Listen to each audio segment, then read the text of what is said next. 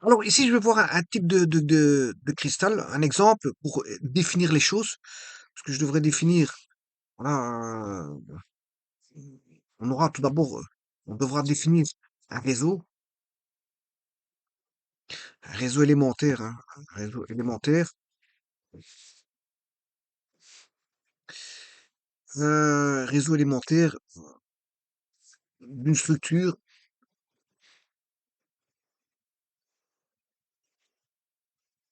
cristalline. Donc, qui dit cristalline dit ordre, hein, dit ordre, dit ordonnancement.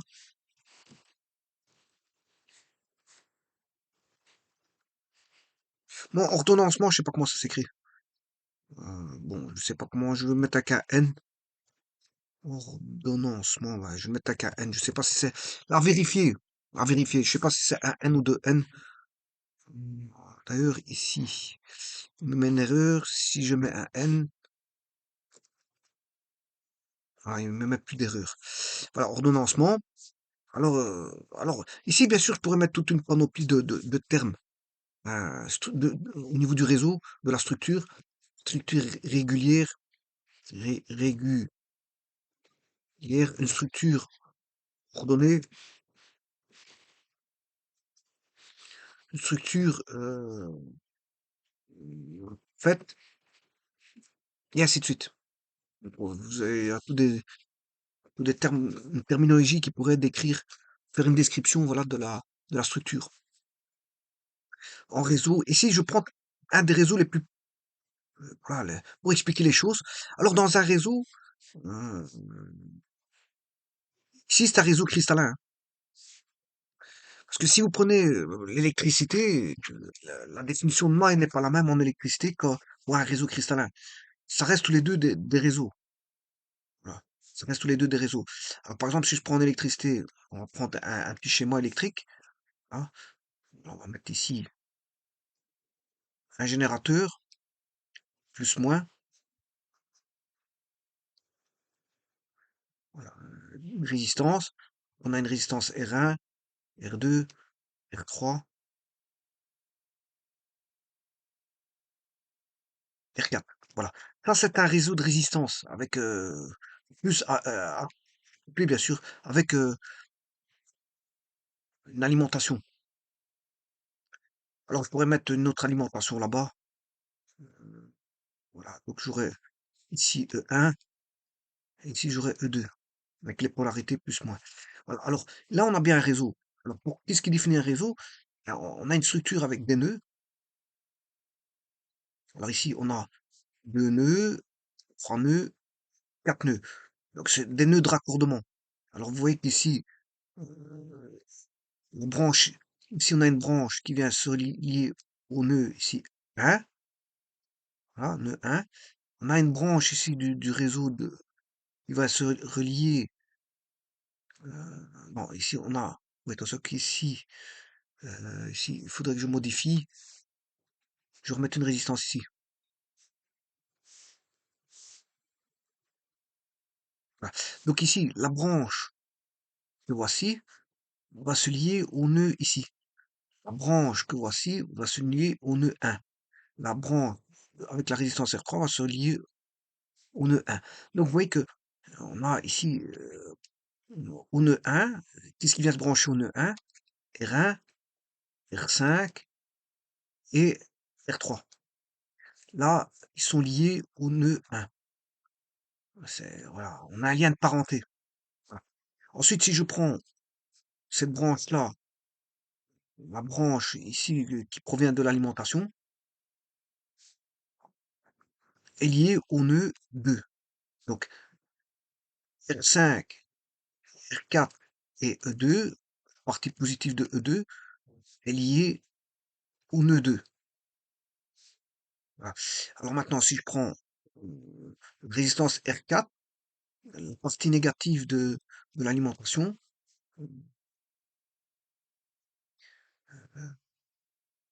et on va dire, alors si je mets pas une résistance ici, ce sera le même nœud.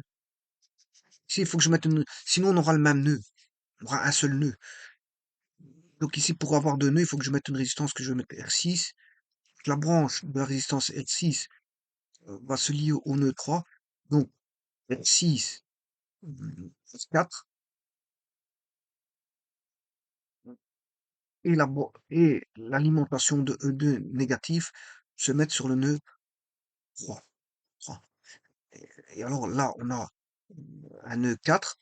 Là, on vient raccorder le résistance R2 avec la résistance R6 et la résistance R3 euh, qui va former le nœud 4.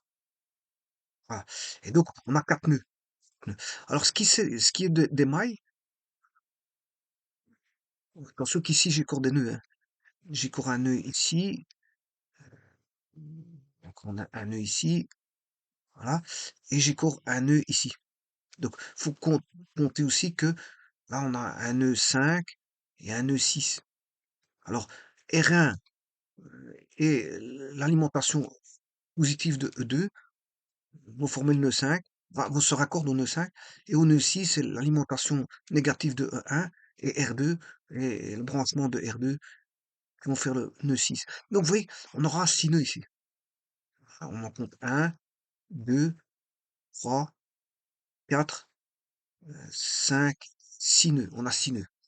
Alors, là, on a une maille, une deuxième maille, une troisième maille. Donc, les mailles vont être intérieures, euh, à l'intérieur, voilà, euh, des branches.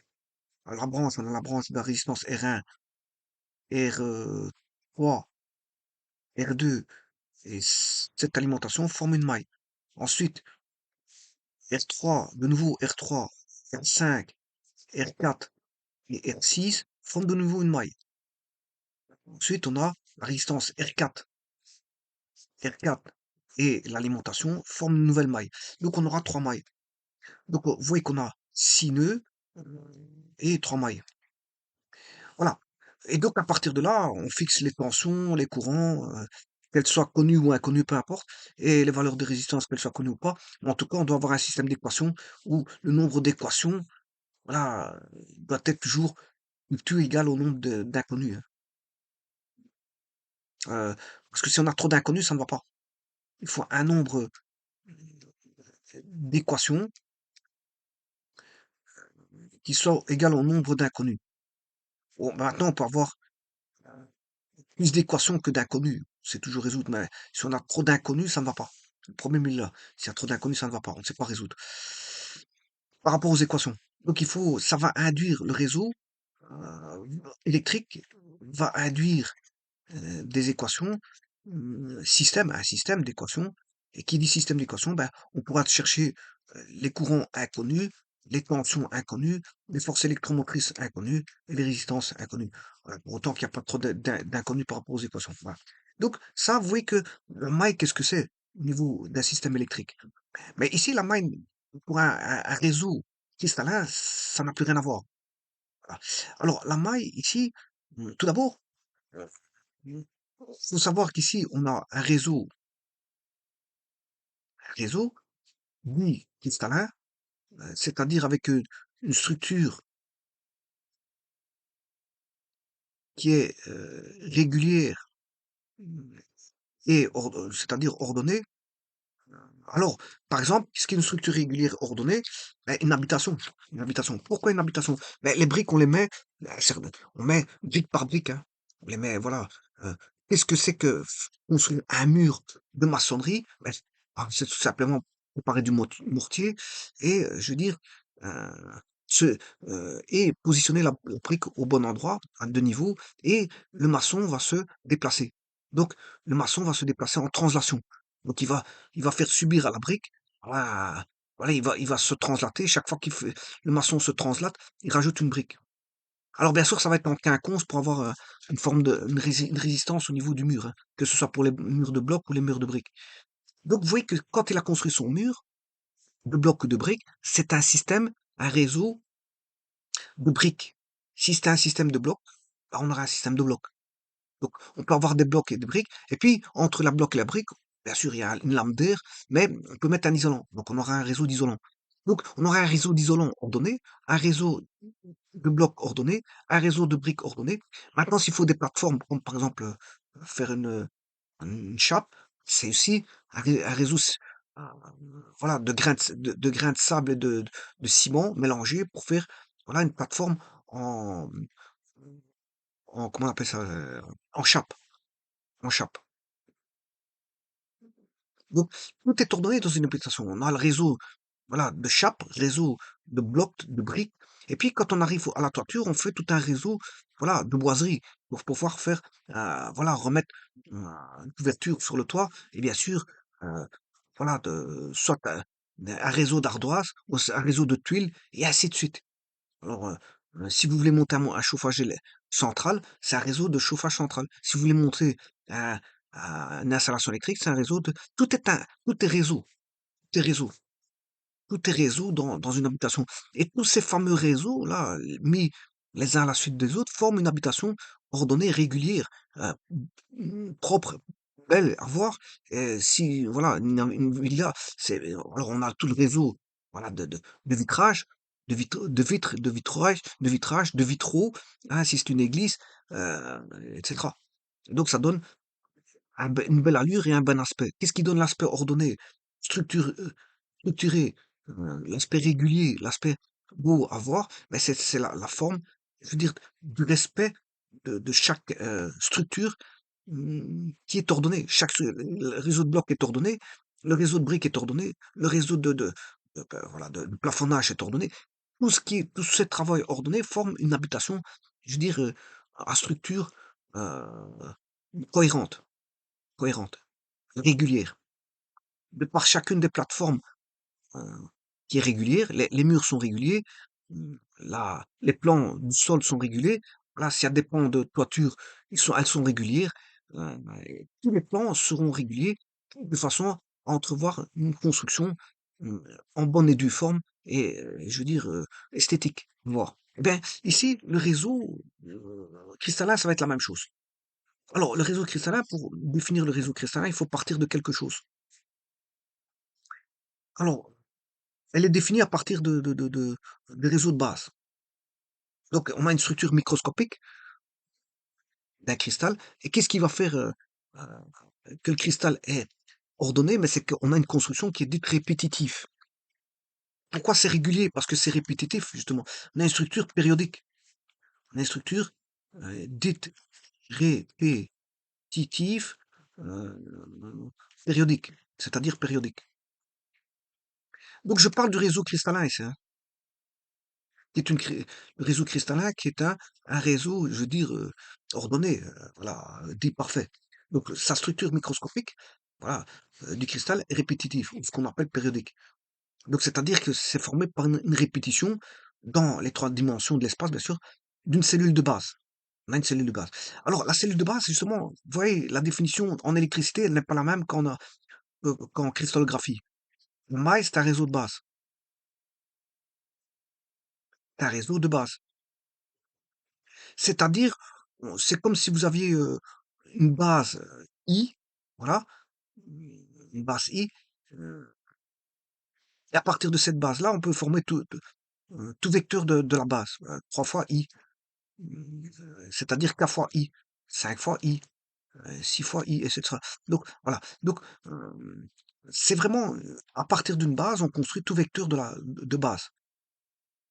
Ici, on a une maille qui est un réseau, voilà, avec une forme géométrique, bien sûr. Et cette forme géométrique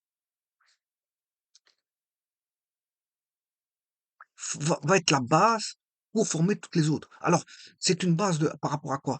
C'est une base par translation, hein. Tous les autres vont se former par translation, hein.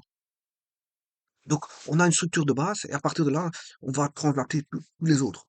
Donc, en fait, si vous voulez, c'est une structure 3D.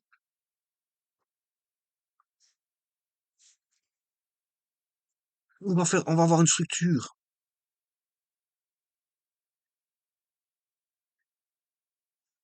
3D. Et cette structure 3D, c'est la structure de base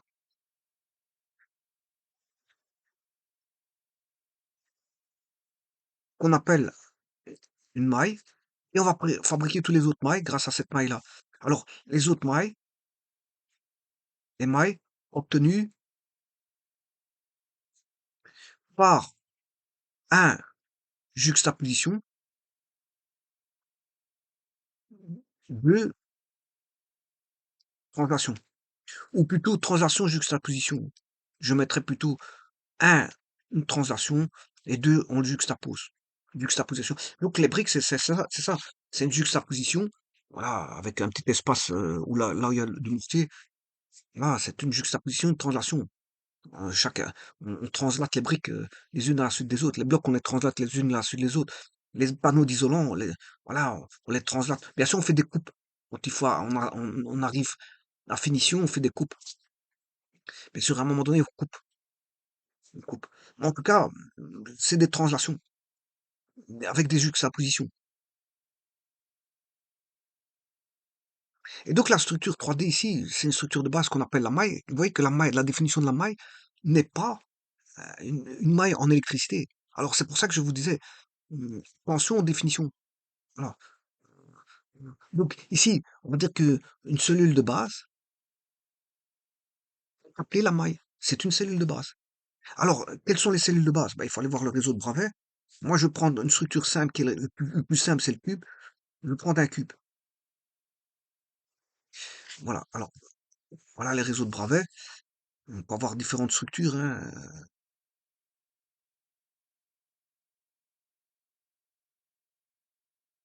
On peut avoir, ça c'est au niveau du plan, on peut avoir, euh, voilà. Mais ça, je les verrai de toute façon, les réseaux de Bravais.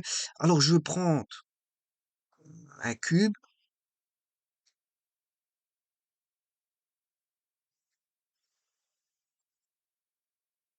bon, pas de cube là-dessus, orthorhombique. Ça, c'est les orthorhombiques, tétragonal, quadratique, hexagonal, ah, cubique. La cubique, elle est là. Voilà, donc vous voyez que le plus simple, c'est le cube. Alors moi, je travaille avec un cube. Je travaille avec un cube. Bon, j'aurais pu travailler avec, voilà, une forme hexagonale, en hexagone, ou tout simplement, voilà, une quadratique, et ainsi de suite. Donc, ce qui existe, c'est le cube, la quadratique. Bon, la quadratique est allongée par rapport au cube, c'est juste ça. La quadratique est allongée par rapport au cube. L'orthorhombique, là, c'est allongé dans 2 dimensions, hein. Heu, la quadratique, le cube, en fait, tout est le même partout. C'est un cube par définition. Les longues toutes les faces du cube, les arêtes du cube sont les mêmes. Par contre, dans la quadratique, il faut savoir que on a, 2 arêtes identiques et la troisième est différente. Par contre, dans la, orthorhombique, on a, 3 arêtes différentes. Les 3 arêtes, si j'appelle A la première arête, B la seconde arête et C la troisième arête, elles sont toutes les 3 différentes. Mais, les angles sont chaque fois de 90, hein. Partout les angles sont de 90, que ce soit le cube, hem, la quadratique ou l'orthorhombique, les angles sont chaque fois de 90. Voilà. Et donc, vous voyez, ça, c'est un réseau orthorhombique, primitif de l'espace tridimensionnel. Voilà, réseau orthorhombique a une face centrée. Là, on a une face centrée. Le troisième réseau orthorhombique à volume centré de l'espace tridimensionnel.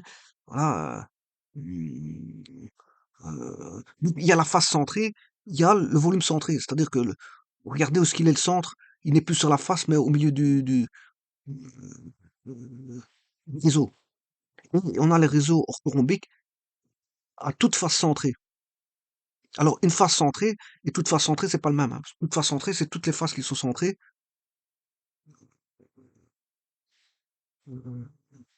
Alors que face centrée, c'est une face qui est centrée. Alors, on a le monoclinique. Bon, le monoclinique, vous aurez compris que toutes les arêtes sont les mêmes. Ce qui va changer, c'est, voilà, les angles ne sont pas 90, hein. C'est-à-dire que, euh, on a 3 angles qui sont, euh, on a 3 angles égaux, mais qui ne sont pas 90. 3 angles égaux qui ne sont pas 90. Et les arêtes sont égales. On va dire que c'est un cube et qui a été écarté au niveau de l'angle. On n'a plus 90 degrés.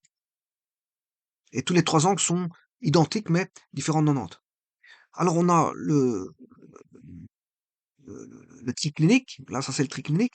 Le triclinique, là, à ce moment-là, on a trois côtés, enfin, c'est trois arêtes différentes hein, dans les trois dimensions.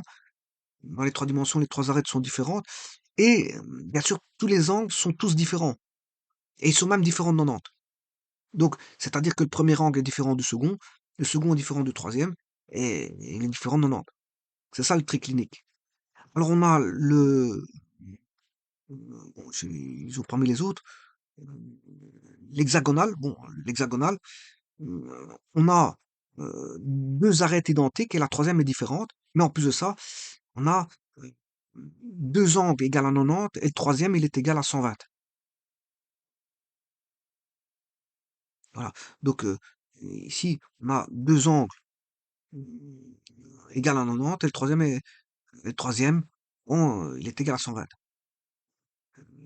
Et ça, c'est le quadratique, je l'ai déjà vu. Le quadratique, je vous ai dit que c'est hum, trois angles égales à 90 et euh, deux arêtes identiques et la troisième, bien sûr, différente des deux autres. Bon, ben voilà.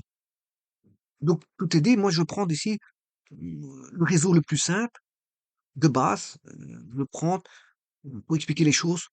euh, la famille cristalline, cubique. Donc, les réseaux cubiques. Alors, je vais faire une maille de base. Je vais faire une maille de base. euh,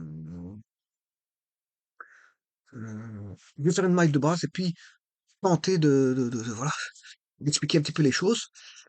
Euh, on va dire que les explications, c'est un petit peu comme un tricot, hein. Un tricot est formé de mailles répétées dans deux directions seulement pour le tricot. Mais ici, on a trois directions ici, hein. On a trois directions. Donc, je vais répéter cette maille en trois directions. Alors, on va construire ça. Alors, le plus simple, c'est la maille cubique. Alors, je vais essayer de...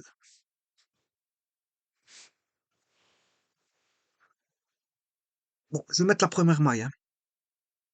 Je vais réduire. Bon, il va essayer de construire ça. Je vais chercher dans les outils un cube.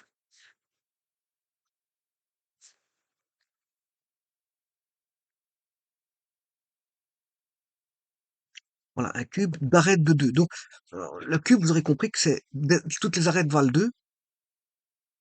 Ici, je mettrai une arête de 2, donc toutes les arêtes vaudront 2. Et tous les angles valent 90, hein. Les angles dans les trois dimensions valent 90. Alors, on va essayer ça. Voilà, voici un premier. Voilà, ça c'est le premier. Alors, les autres, comment je vais faire? C'est juste des translations. C'est juste des translations. Bon, je vais faire des copies ici, moi. Mais en fait, pour obtenir, à partir de la maille de base, pour obtenir toutes les autres, ce seront des translations. Donc, vous voyez que ça se répète, hein. Et donc, je vais l'établir par translation. Donc, si je translate ce cube, cette maille de base, je le translate, je vais en obtenir un second. Celui-ci, je le translate, je vais en obtenir un troisième. Je le translate, voilà. Et ça, c'est la structure cristalline. Alors, là, je vais en mettre un ici. C'est toutes des translations, hein. Voilà. Donc, à partir d'une, je construis tous les autres par translation. Bah, ici, bon, je fais que des copies.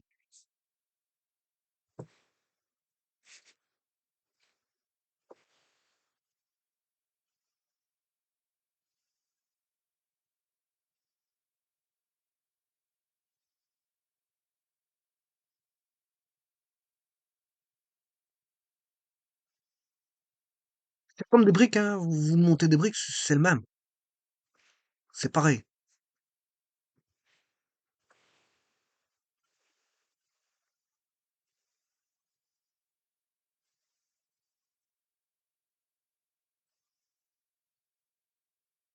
Alors, je pourrais continuer comme ça. Bon, je veux dire,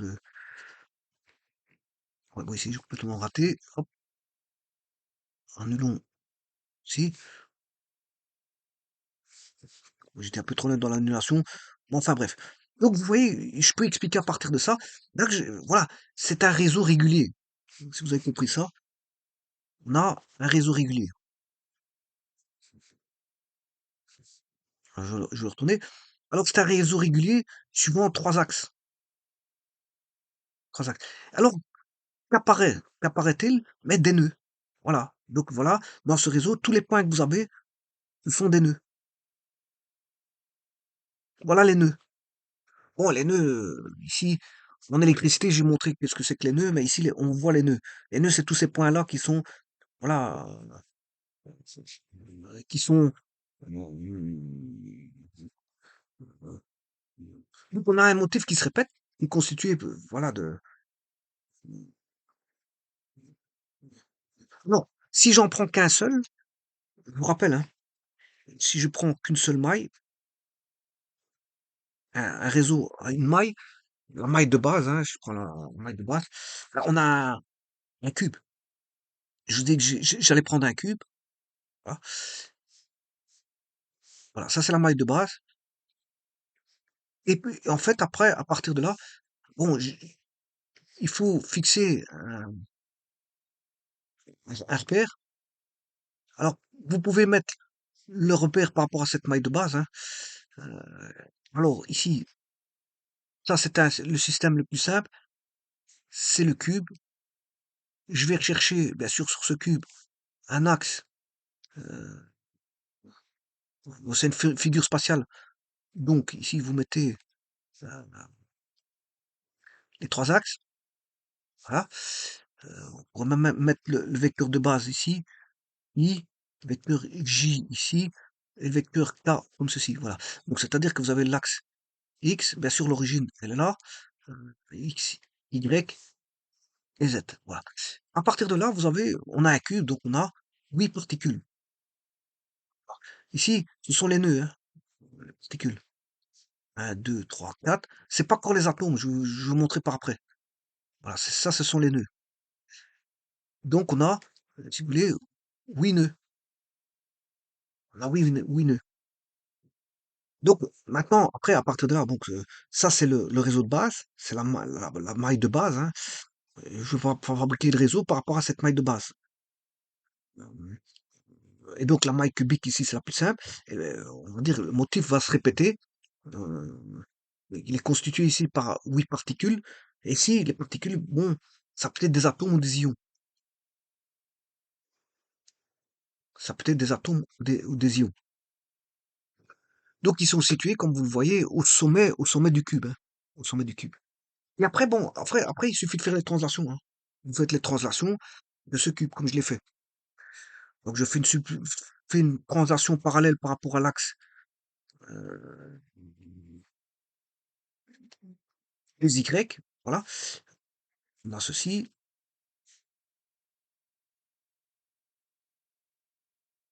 Voilà. Et de nouveau apparaissent des nouvelles particules. Alors, vous faites une translation par rapport à X, Y, Z, et vous allez avoir plus ou moins, je veux dire, voilà, un réseau monté comme ceci. Et alors, je devrais continuer, hein. Bon, j'ai pas continué la suite, hein. Je vous dis tout de suite, je pourrais continuer, voilà, à rajouter, voilà, des cubes. Bon, je pourrais rajouter pour avoir un réseau. Voilà, vous voyez plus ou moins comment ça donne le réseau cubique, avec toutes les particules que l'on voit. Donc, tout est fait par translation suivant l'axe OX, OY et OZ. Alors, OZ, on monte, OX, c'est suivant l'axe rouge, et OY, c'est suivant l'axe vert. Bien sûr, les translations se font de quelle longueur? Ben, par rapport à un vecteur qui est la longueur égale à son arête, hein, égale à son arête. C'est-à-dire que, dans ce cas-ci, bien sûr, il faut des noms à tout ça. Je vais appeler A, B, C, D, E, F. Normalement, il y a un sens de parcours, hein. Ici, je le fais AB. Bon, vous voyez qu'ici, c'est déjà même pas bon. Parce que vous devez parcourir suivant une convention de sens de parcours. Donc, on a AB, C, D, voilà. Et puis, je vais continuer ici. Comme j'ai commencé le A ici, je vais commencer le E ici. je refais le sens de parcours dans ce sens-là, F, G, H. Voilà. Et là, vous voyez qu'on a les 1, 2, voilà, on a les 6 plans du cube, hein. Parce que dans un cube, on a 6 faces. On a face à avant, arrière, avant, fait 2. La face au-dessus, en dessous, ça fait 4. Et la face de gauche et de droite, ça fait 6. Voilà. On a 6 faces. Et donc là, on peut définir les six faces. On a le plan, euh, ce qu'on appelle des plans réticulaires, ce sont tous les plans possibles et imaginables sur le cube là. Ben, déjà, hum, A, B, F, E est un plan réticulaire. Et donc on peut étudier les propriétés, voilà, de la face du haut. Alors, si c'est anisotrope, les propriétés ne seront pas les mêmes sur les différentes faces. Ben, ici, généralement, pour un cube, voilà, on va avoir des propriétés isotropes pour le cube. Mais si les propriétés sont isotropes pour le cube, ben, sur la propriété sur la face A, E, F, B seront les mêmes que sur D, H, G, C. Elles seront les mêmes que sur, voilà, F, G, C, B, etc. Donc A, B, E, F, E est un plan réticulaire. C, G, H, C, G, H, D est un plan réticulaire. E, A, D, H, A, D. En fait, vous avez déjà les six plans du cube, voilà, sont des plans réticulaires, les 6 faces du cube. Voilà, on peut en avoir d'autres, hein. Voilà, on peut en avoir d'autres. Je vous montrerai après. Mais d'abord, avant toute chose, j'ai pas encore terminé parce qu'ici, donc on va faire une translation. F fait une translation. Le E va se translater en F, ça je l'ai déjà. Mais le F, on va le translater ici pour avoir F'. Celui-ci, le B, va donner, voilà, B'. Voilà, G va se translater ici pour donner G'. Le C va donner se translater ici. Et là, vous avez une nouvelle structure cubique qui est, voilà, FB, qui sera BB', C', G', F'. Voilà, on a un nouveau cube. Euh, on a un nouveau cube ici. Voilà, c'est ça que je veux dire. On a un deuxième cube. Alors, je pourrais en construire un troisième, suivant Y, et puis je vais faire la même chose suivant X. Je vais chercher un nouveau cube par translation H, H', G, G', là, E, E', voilà, F'. Et donc, on va construire toute la structure cristalline par translation par rapport à une maille de base. Alors, la maille de base, c'est celle-là. Ça, c'est la maille de base. Et à partir d'elle, toutes les transactions qu'on va effectuer, bah, va donner un nouveau cube. Et on peut avoir une infinité de cubes comme ça, suivant les directions, bien sûr, au X, au Y, au Z. Alors, je pourrais le faire aussi en Z. Ça va donner une structure qui, voilà. Donc, Z va tirer vers le haut, Y va tirer vers la droite, et vers l'axe des Y, et une translation. Donc, il y a 3 degrés de liberté. On a 3 degrés de liberté. On a 3 degrés de liberté. Suivant, mmh, 3 degrés de liberté, c'est-à-dire une translation suivant, possibilité d'une translation suivant, heu, Y. Alors, on peut aller aussi bien en positif qu'en négatif, hein. Vous pouvez aller de l'autre côté, hein. C'est pas un problème ça. Suivant Y, ça peut être positif ou négatif, c'est un degré de liberté. Suivant X, on a 2 sens, hein, mais suivant Y, on a un deuxième, suivant X, on a un deuxième degré de liberté. Bon, positif ou négatif, hein, on peut aller vers l'avant ou vers l'arrière. Voilà, c'est pas un problème. Voilà, et vers le haut, vers le bas, c'est, voilà, 3 degrés de liberté suivant X, Y et Z. Bon, et tout ça compté positivement ou négativement. Voilà, 3 degrés de liberté. Et tout ça construit, je veux dire, la structure ici, avec tous ces nœuds. Tous ces nœuds. Et là, une fois que ça c'est fait, bah, quand on a fait la construction, la même opération par translation, parallèlement aux axes au X, au Y, au Z, ben, on peut les remplir. On peut remplir l'espace par un empilement régulier de cubes. Et maintenant, je vais mettre à chacun des sommets d'un cube élémentaire, hein, c'est-à-dire à chaque nœud du réseau cristallin, je vais mettre, voilà, la particule. À chacun des nœuds, je vais mettre la particule. Voilà. Alors maintenant, la particule, bien sûr, je vais le mettre sous forme de sphère. Là, je vais chercher une sphère. centre rayon, centre rayon. Alors je vais mettre ici rayon. Bon, je vais mettre un. Voilà. Ici, un. Là, un.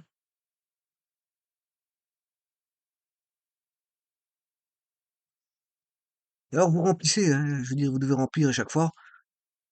Un.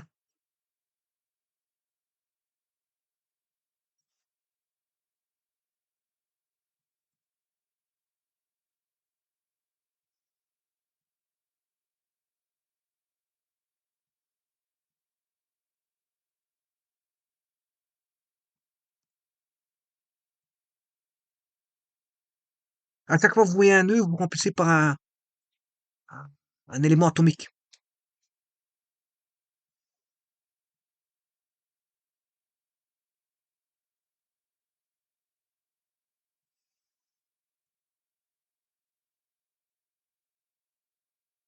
Alors il faudrait chaque fois compléter, hein, comme ça, voilà. Les sphères, vous les le centre de la sphère est voilà, là où la particule va se situer, c'est-à-dire après vous mettez la sphère qui est l'élément atomique.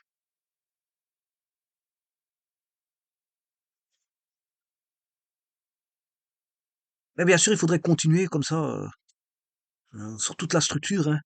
Bon, je vais recommencer bon, on va continuer ça. Il faudrait continuer comme ça à chaque fois. Bon,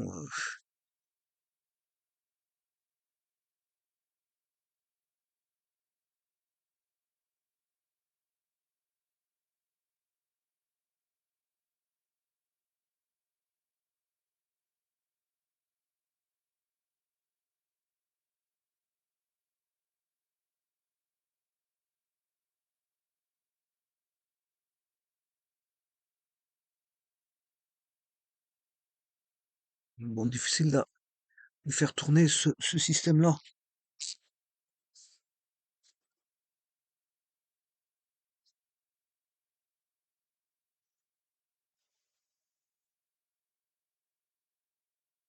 Je vais le mettre devant. Voilà. Et il faudrait continuer. Donc, c'est-à-dire remettre des sphères, voilà, une sphère avec centré, bon, sphère, centre point, non, c'est pas ça, centre rayon, hein.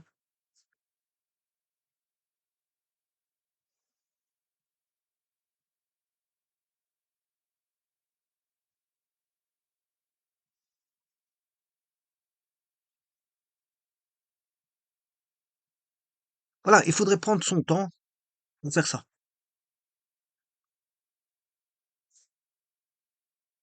Alors, pour se voir dessiner quoi? Bah, toutes des sphères qui vont dessiner, voilà, voilà un réseau atomique, hein, un réseau atomique. Donc, je pourrais le faire, bah, ça prendrait beaucoup de temps pour la vidéo. Donc, ici, je ne le ferai pas. Je ne le ferai pas. Mais en tout cas, sachez que vous allez avoir une structure avec des sphères. Je vais dessiner une sphère comme ceci. Voilà, on aura, euh, bon,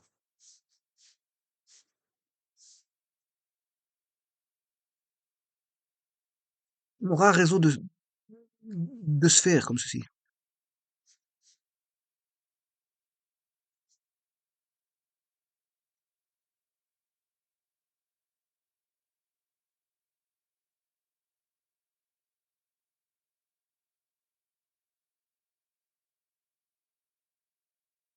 Bon, même dimension, hein, allez, on ceci, comme ceci. Bon, je le fais à la va-vite, hein. Normalement, je devrais dessiner correctement, mais je le fais à la va-vite. Donc déjà, les sphères vont prendre une structure ordonnée, hein, les sphères qui sont les atomes, et dans cette direction-là, on aura pareil, on verra un empilement de sphères.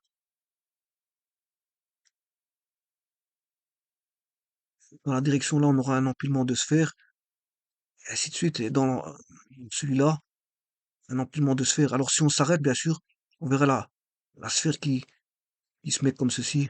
Voilà.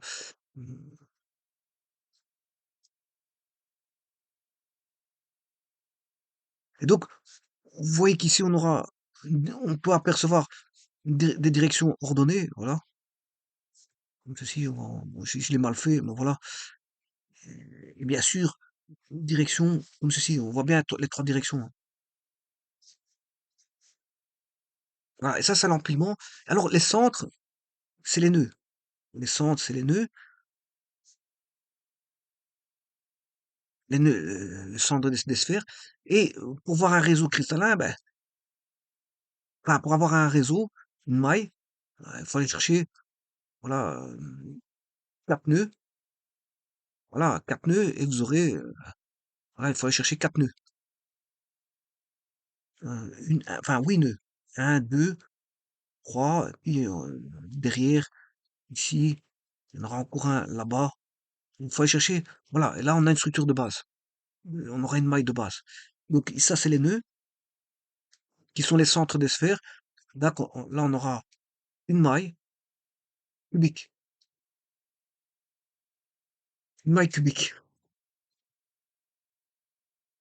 Donc, il y a une particule à chacun des sommets du cube élémentaire, c'est-à-dire que à chaque nœud, on aura du réseau bien sûr cristallin, on aura une particule.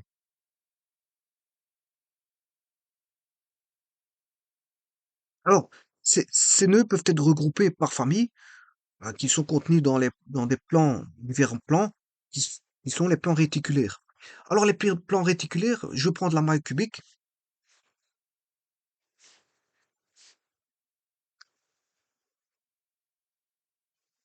Si on veut étudier les propriétés dans les plans, dans les différents plans, on a différents plans hein, possibles.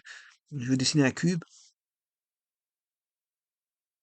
Bon, j'avais déjà fait une partie tout à l'heure. Celui-là, on ne le verra pas. Celui-ci, celui-là, oui. Bon, je vais d'abord le construire.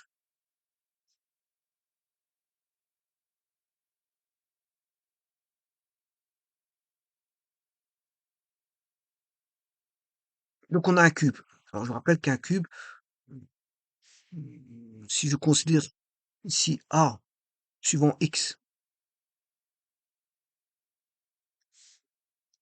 A suivant X, B et C, bah, on a A égale B égale C.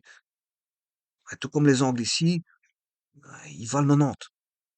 Alors, si j'appelle ça alpha, bêta, gamma, alpha égale bêta égale gamma égale 90. Et ça, c'est la structure cubique. C'est la structure cubique.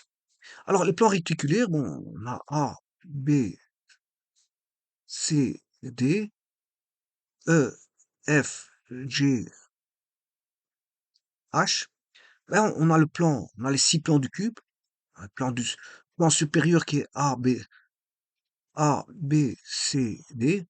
Plan sup, on a E, F, G, H, plan inf. Plan F, G, C, B. C, B, F, G. C, B, F, G, c'est le plan de droite. Vue de droite, hein. Vue de gauche, c'est AEHD. AEHD, vue de gauche. Vue arrière et vue de devant, vue de front. La vue de front, vue arrière. Ben, vous avez pour deux autres plans qui est, voilà, le plan arrière qui est l'arrière qui est DCBH. DCBH. Et le front, c'est EFBA. ABEF ou AEFB. Bon, ça, c'est les 6 plans du cube, donc c'est 6 plans réticulaires. 6 plans réticulaires du cube.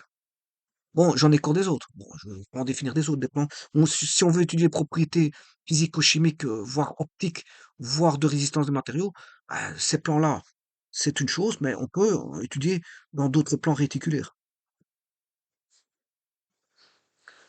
Alors pour ça, je vais dessiner de nouveau le cube.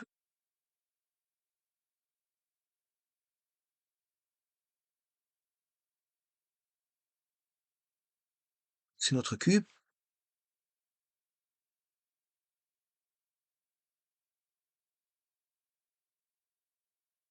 Alors on va mettre A,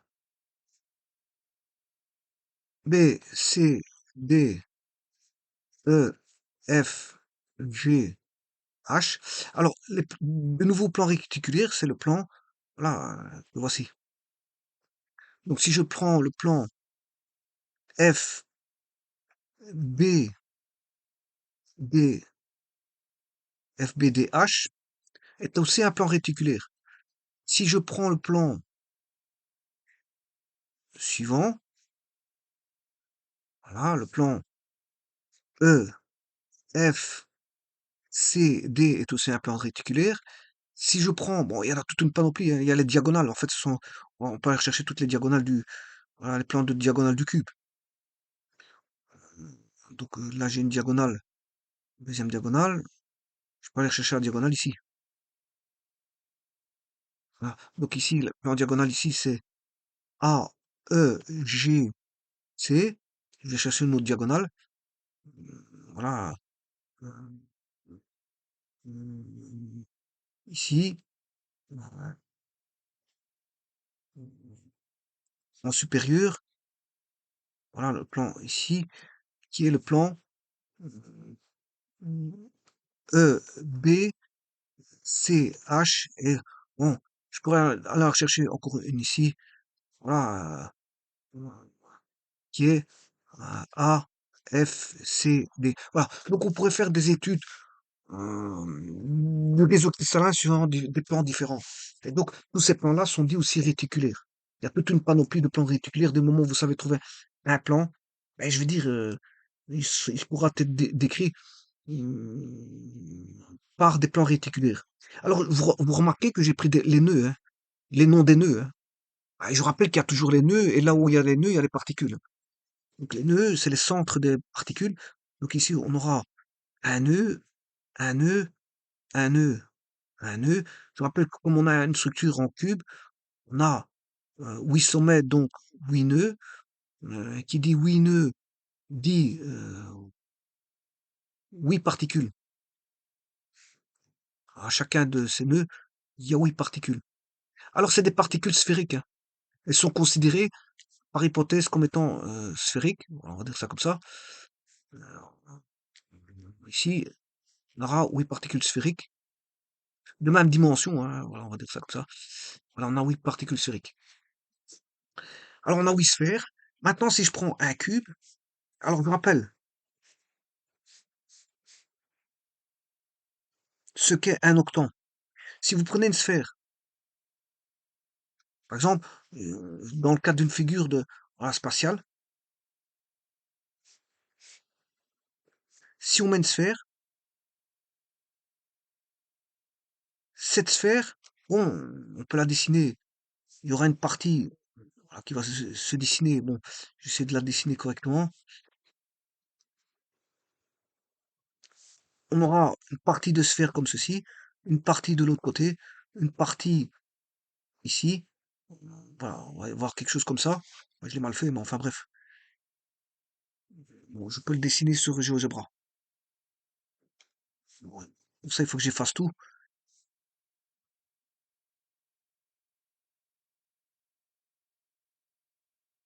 On va essayer de d'effacer. Attends, attendez, un instant. Ici, ce que je vais faire, bon, je vais prendre tout effacer.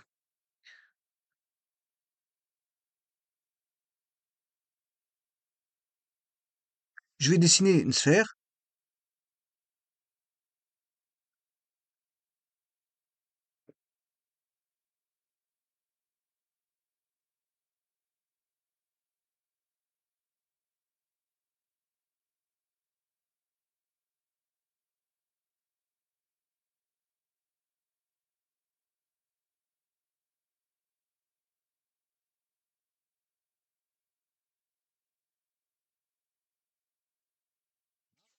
Alors je vais rechercher l'axe, je vais mettre une sphère au centre.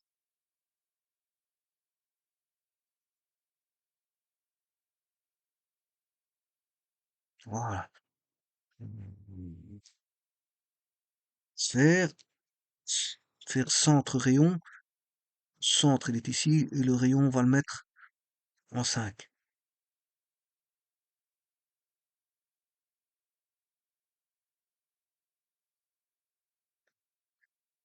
Petit instant, centre point.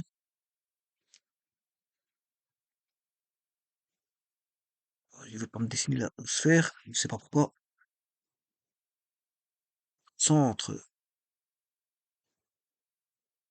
centre point.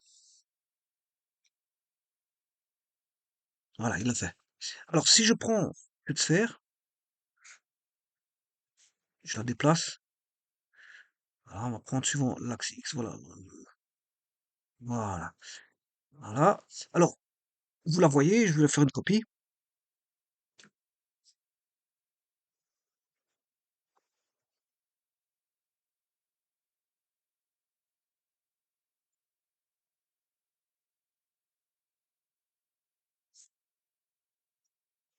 Je la ramène ici, c'est ce que je voulais dessiner.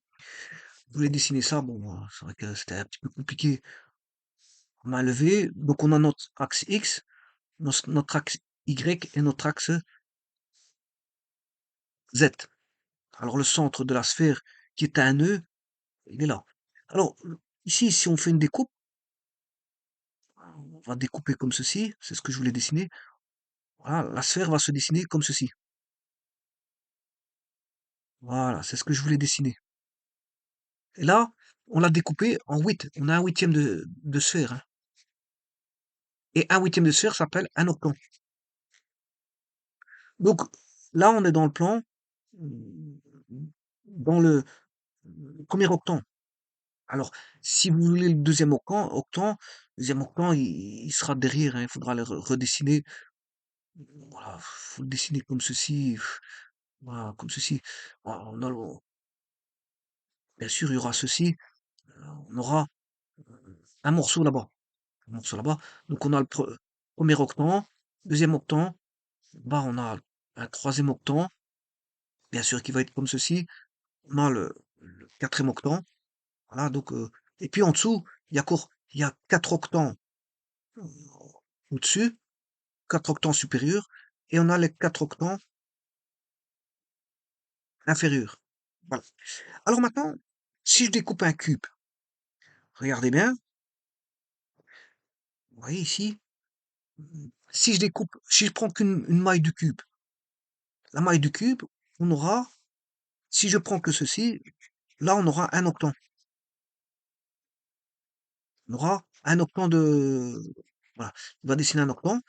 Ici, si je prends cette, cette particule, ben, là aussi, si je prends que la maille là, elle sera sur un octant.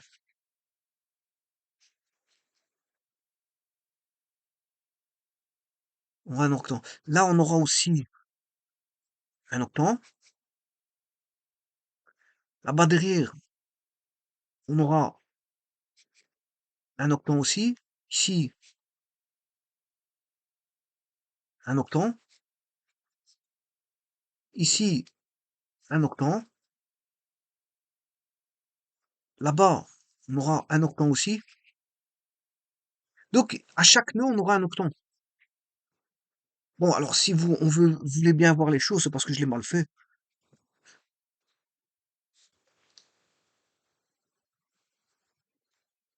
Les octants vont apparaître comme ceci.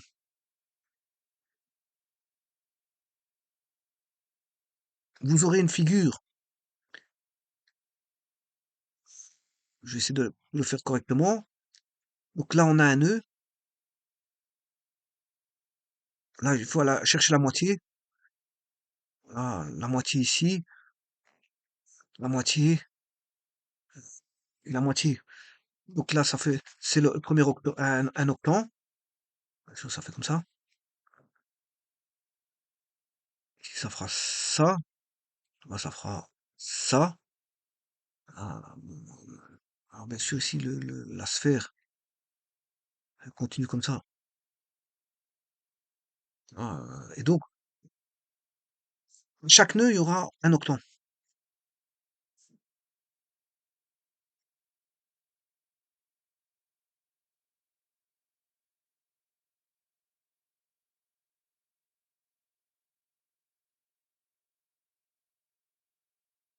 Alors, vous aurez compris qu'on va avoir une espèce d'étoile. L'étoile va repartir comme ça. Comme ça, je dois aller au milieu. Voilà, ici, je l'ai mal fait, mais bon. Bon, c'est mal fait, mais bon. Euh, Ici, ça va aller comme ceci, comme ça.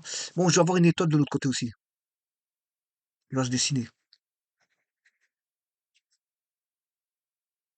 Sur la face ici, on aura une étoile. Le tout, c'est de le faire correctement.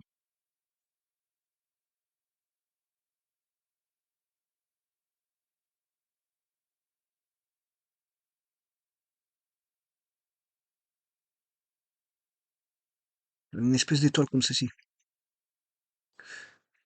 Et donc, on retrouve un octant par là, un octant ici.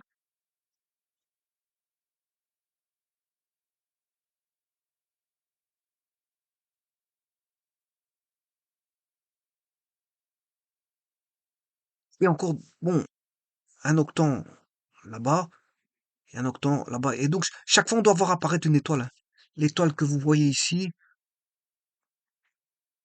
on doit la voir apparaître dans chaque face. On doit la voir apparaître dans chaque face.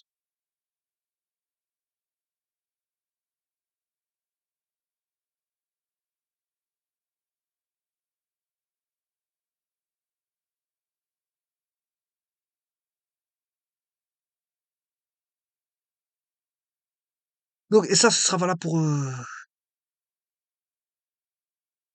toutes les faces.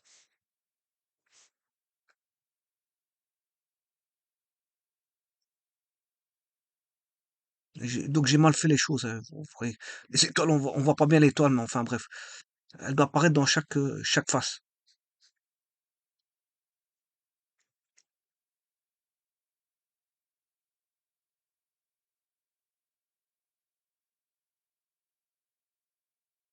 Hein. Ce qui veut dire que à chaque nœud,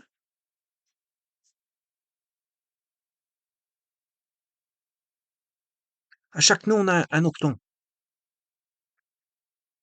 À chaque nœud, on a un octant de particules. Un nœud, le nœud ici, le nœud derrière, le nœud là-bas, le nœud là-bas. Puis, je vous rappelle qu'il y a encore des autres nœuds en arrière-plan qu'on ne voit pas parce que les sphères, les particules vont cacher ces fameux nœuds à cause des octants. Donc, je rappelle aussi que là-bas, il y a un octant là-bas, derrière, mais on ne voit pas cet octant-là. On ne le voit pas parce que là, ça dessine quand même, euh, voilà, la sphère vient cacher l'arrière-plan. L'arrière-plan est caché. Tout ça, c'est caché par la particule qui prend, voilà, ici au niveau des octants, la particule vient cacher toute la vue arrière, hein. On ne voit plus, voilà, ce qui s'y passe.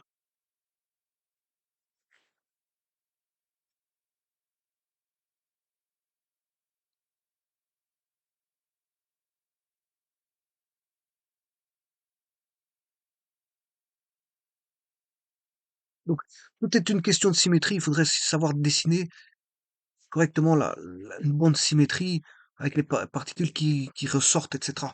Enfin bref, vous avez compris que, bon, ici, euh, une particule, ici, appartient à plusieurs mailles. Ouais, parce que cette particule-là appartient à la maille de gauche, elle appartient à la maille de droite. Mais elle appartient aussi à la maille. euh, ok, celui-ci, il appartient à la maille qui est à la gauche, à la maille de droite. Et au-dessus, il y a encore une maille ici. Donc cette particule-là appartient à cette maille-ci. Et appartient à la maille qui est euh, là. Donc elle fait partie de la maille 1, 2. 3 et 4. Donc il y a, si vous voulez, si je fais 4 cubes, je vais dessiner 4 cubes,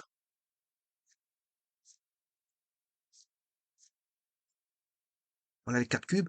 Si je prends une particule ici, voilà, un nœud, pas une particule, un nœud. Ben, sur un nœud, il y a une particule, hein. Voilà, il fait partie de la maille ici, du réseau ici, ça fait maille 1. Voilà, il fera partie de la maille 2, il fera partie de la maille 3 et il fera partie de la maille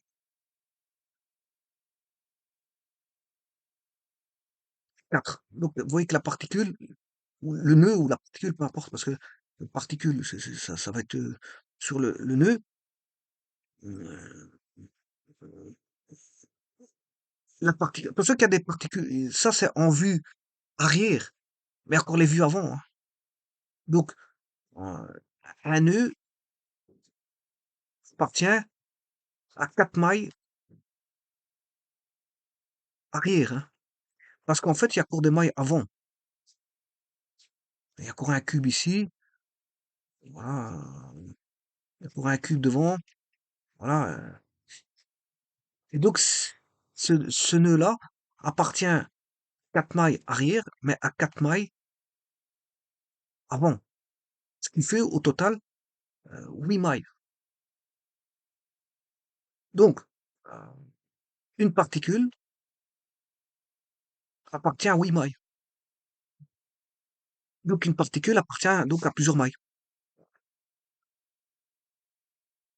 Donc, chaque nœud est commun pour le cube, hein, pour la structure cubique. On va dire que chaque nœud est commun à 8 mailles cubiques. Mais chaque maille ne contient que l'équivalent d'une seule particule, hein. Parce que, pourquoi? Parce que ici, la particule ici, enfin, la maille, le nœud ici, on a un octant. Alors, un cube reprend 8 huitièmes d'octant.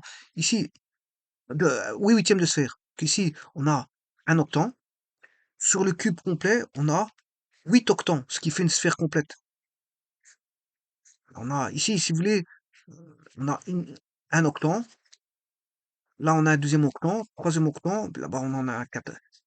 Là, on en a un autre qui est un troisième octant. En fait, on a 8 octants. On a 8 octants dans un cube, dans un réseau. Donc, ce qui veut dire que un octant, c'est un huitième de sphère, hein. Et on a 8 huitièmes de sphère sur un cube. Donc, ce qui veut dire qu'on a une sphère complète sur un cube. On a une sphère complète dans un cube.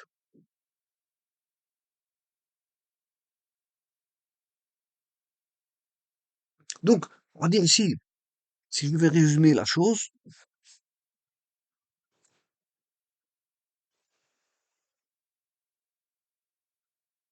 on a dans un cube, c'est-à-dire un réseau qui est cubique, un réseau cubique, une maille cubique, on a une maille contient 8 octants. Je rappelle que un octant égale un huitième de sphère. Que 8 octants, c'est 8 fois un huitième de sphère. Donc, qui contient une sphère complète. Donc, on a une sphère complète. On a un huitième, plus un huitième, c'est deux huitièmes. 3 huitièmes ici, 4 huitièmes, 5 huitièmes là-bas, derrière, 6, 7 et 8 huitièmes. Alors, 4 huitièmes, on en a 4 octants en avant-plan, 4 octants en arrière-plan, ce qui fait 8 octants, 8 octants et un octant, c'est un huitième de sphère. Donc, on a une sphère complète sur un cube, sur une maille. Une sphère complète, on a une maille contient 8 octants, c'est-à-dire une sphère. Une maille contient une sphère. Une maille contient une sphère complète. Alors ça, c'est le premier résumé. Le deuxième résumé, qu'est-ce qu'on peut dire? Mais un nœud appartient,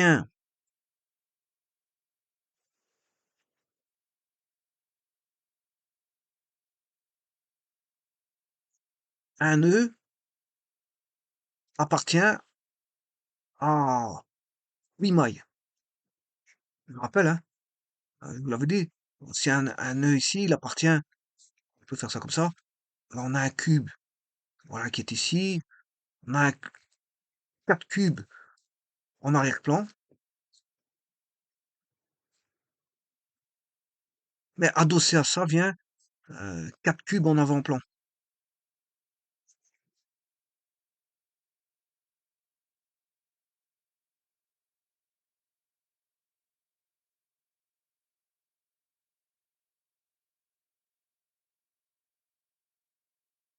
Donc, vous voyez qu'ici, cette particule, voilà, qui contient bien sûr, enfin, ce nœud, je m'excuse, ce nœud qui contient la particule en jaune, voilà, le nœud est en juxtaposition avec 8, comment on appelle ça? 8 mailles. Un nœud appartient à 8 mailles. Un nœud appartient à 8 mailles.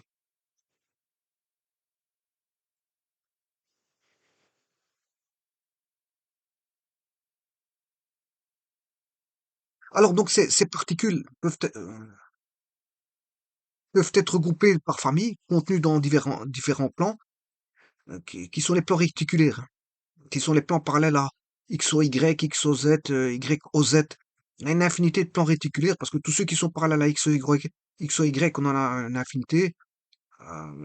Ceux qui sont parallèles à X O Z, on a une infinité. Bon, ici, l'infinité est prise avec des pincettes, hein. On n'a pas une vraie infinité, hein, bien sûr. Quand je dis infini, ça veut dire beaucoup. Voilà, depuis tout à l'heure, quand je disais infinité, ça veut dire beaucoup, hein, parce que c'est fini, hein. Si on a un plan fini, on aura beaucoup de plans, mais ce sera fini. Quand je dis infinité, c'est parce qu'on en a beaucoup. C'est ça que je veux dire, c'est juste ça. Mais en vérité, c'est vrai qu'on n'a pas une infinité, pour ainsi dire.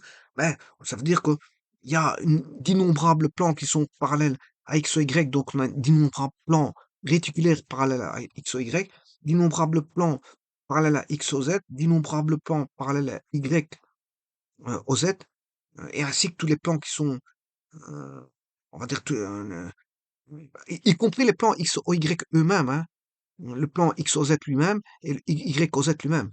Donc, par rapport à ces plans-là, on a un nombre innombrable de plans parallèles à ces plans-là. Et bien sûr, ceux qui sont définis par rapport au sommet, comme je le montrais tout à l'heure, c'est tous les plans diagonaux que j'ai montré tout à l'heure. Ce sont des plans réticulaires.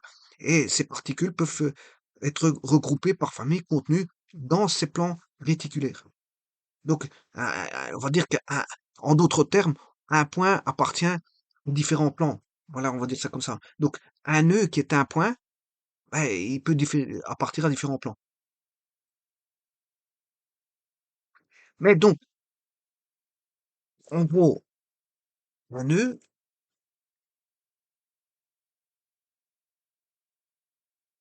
un nœud appartient à différents plans, qu'on appelle des plans réticulaires. C'est ce que j'ai défini un petit peu tout à l'heure. C'est tous les plans qu'on peut retrouver. Alors, il faut les définir, il faut les nommer, hein, ces plans. Il faut les nommer. Voilà, il faut savoir de quel nœud on parle aussi. Donc ça veut dire qu'un point appartient à différents plans. Un point appartient à différents plans. Et bien sûr, euh, une particule appartient à différentes mailles du réseau.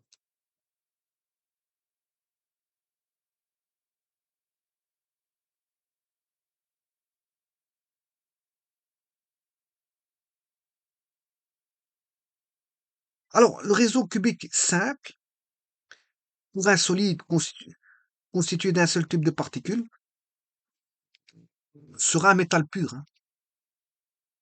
C'est un métal pur, hein. Voilà, on va dire, hein, on va prendre le fer. Ah, je regardais sur. Alors, moi, je possède comment on appelle ça? Un tableau de Mendeleïev avec les structures cristallines, voilà, des différents composés, par exemple. L'hydrogène, bon, là, il est sur le tableau de Mendeleev, mais pour ça, il faut un tableau de Mendeleev complet. L'hydrogène, il est hexagonal. Le lithium, il est cubique, avec une particule au centre. Donc c'est centré, hein, cubique centré. J'ai pas dit cubique à face centrée, c'est différent, hein.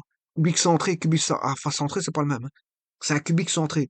Le sodium cubique centré, le potassium cubique centré, le rubidium cubique centré, euh, le césium cubique centré et le francium cubique centré. Bon, vous voyez que l'hydrogène fait pas partie. Je viens de prendre tout le groupe 1A. Le groupe 1A, les métaux du groupe 1A sont tous des cubiques centrés. Sont tous des cubiques centrés.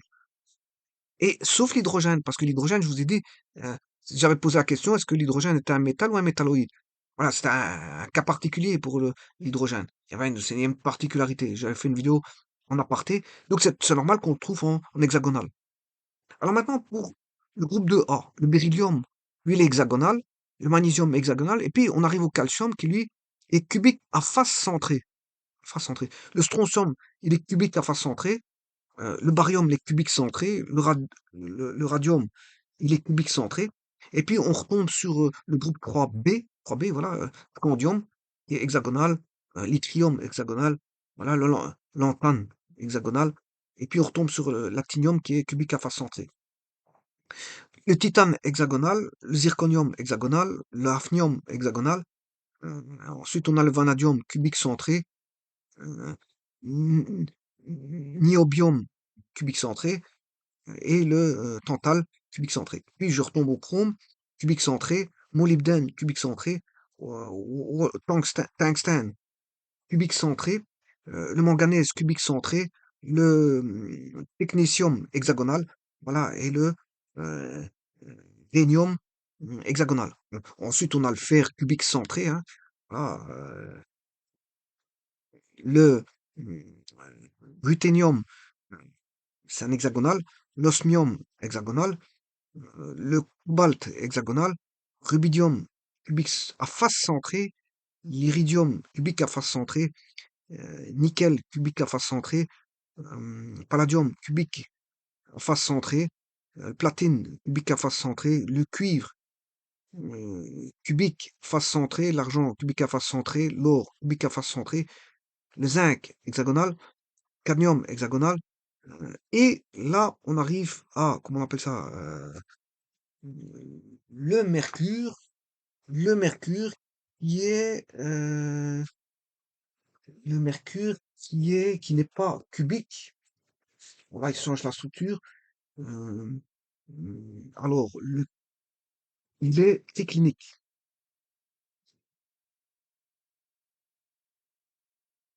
Oui.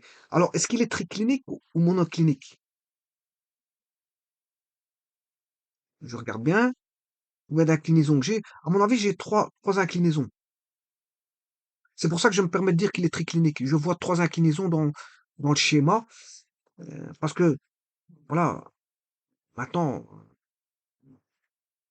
je sais pas trop dire, parce que entre le monoclinique, le rhomboédrique et le triclinique, parce que, bon, le monoclinique, c'est une seule inclinaison. Mais ici, moi, est-ce qu'il y a, normalement, ici, je vois plusieurs inclinaisons. euh, Est-ce que c'est un espèce de cube? À mon avis, c'est un espèce de cube. C'est un espèce de cube, à mon avis, qui est incliné. Donc, à mon avis, c'est un rhomboédrique. C'est un rhomboédrique, à mon avis. Voilà, c'est un rhomboédrique. Parce que c'est un espèce de cube, c'est-à-dire les arêtes A, B, C sont les mêmes. Les angles alpha, bêta sont les mêmes. Alpha, bêta, gamma sont les mêmes. À première vue, en observant, voilà ce que je vis sur le tableau de Mendeleev. Mais ils sont différents de 90. Donc c'est un cube, en fait, déformé au niveau des angles. Donc c'est un rhomboédrique. Tout m'a l'air de dire que c'est un rhomboédrique. Bon, comme le bord, c'est le même dessin. À mon avis, c'est un rhomboédrique aussi. L'aluminium, cubique à face centrée. Gallium, c'est un cubique. Ah, là, on a l'indium. L'indium, lui, l'indium, lui, il est attiré, il est tiré vers le haut dans le dessin. Donc, s'il est tiré vers le haut, à mon avis, c'est un hexagonal. C'est un hexagonal. Voilà, c'est cette structure. qui est tiré vers le haut, l'indium, mmh, comme l'étain, hein, tout comme l'étain, la structure de l'étain et de l'indium sont les mêmes. Et à mon avis, c'est quelque chose qui est tiré vers le haut. Donc on a une structure hexagonale. Donc c'est un cube tiré vers le haut, c'est-à-dire un parallélépipède, on va dire rectangle.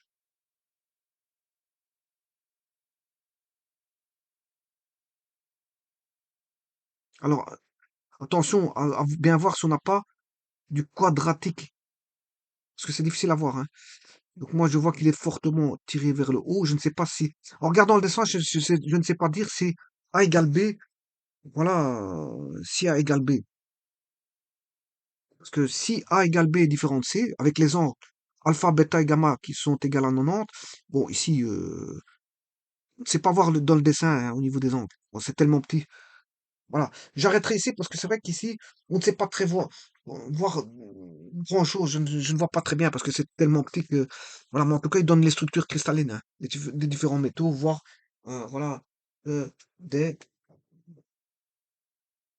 des gaz rares. On a écrit structure cristalline des gaz rares et des non-métaux. Non-métaux, voilà, on va dire ça comme ça. Voilà, on va dire ça comme ça. Donc, l'espace peut être rempli sans limite, hein. Quand je dis sans limite, c'est quand même, il y a quand même finalement une limite, hein. Mais bon, quand je dis infini, ben, je veux dire, il y a quand même une limite, hein. Je veux dire, bah, voilà. On veut dire qu'on peut en mettre beaucoup. Donc, on a juste des cubes qui sont juxtaposés dans les trois directions qui sont orthogonales. Et on va dire, centre des particules. Au niveau des centres des particules, on a les nœuds à ne pas confondre avec les particules elles-mêmes. Là, et voilà. Et les particules peuvent être des atomes ou des ions. Voilà, ils sont empilés au contact les unes des autres. Et donc chaque particule appartient, on va dire, à 8 cubes adjacents, euh, de sorte à ce que chaque maille cubique, on va dire, n'en contient qu'un huitième. Au total, une maille contient donc 8 huitièmes de particules, soit l'équivalent d'une particule, c'est-à-dire qu'un réseau cubique appartiendra à une particule. Bon, ici j'ai fait pour le réseau cubique, hein. Le réseau, c'est des mailles cubiques, c'est le réseau cubique. Euh, donc le réseau est constitué de mailles. Le réseau est constitué de mailles, et je l'ai fait pour les mailles cubiques. Donc vous voyez un petit peu comment ça va un petit peu la chose.